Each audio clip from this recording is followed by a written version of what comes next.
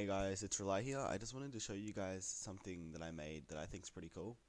So, here we have a Blender environment with, well, their metables. If I go into, for example, Solid, you'll see that they are they're metables. We got a cube there too.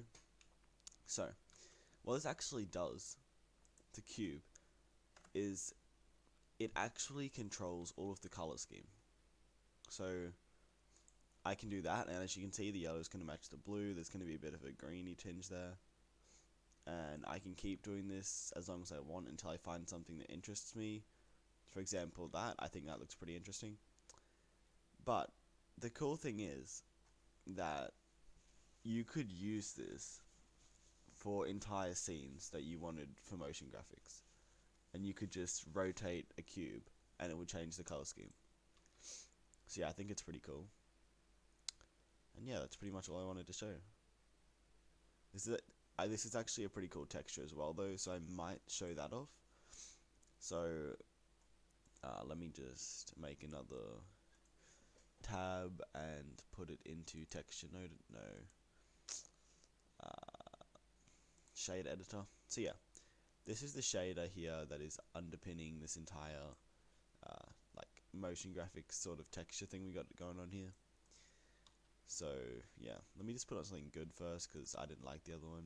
Alright, so it might look a little bit complicated, but it really isn't. Basically, we have, first of all, the computer is looking, and it's looking at our window, and that's where it's basing the texture coordinates on.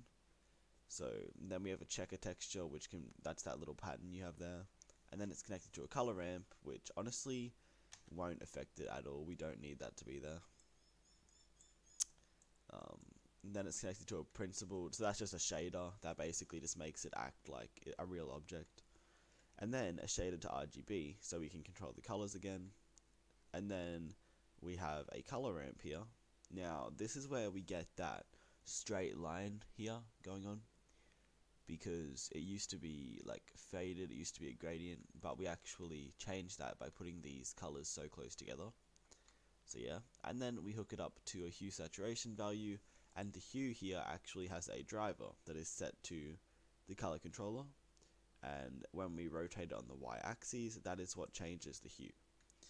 And then it's just hooked into an emission, which is basically just re-rendering it with the same exact colors as before. It's not really realistic, there's not shading because it's an emission shader. And yeah, that's pretty much it.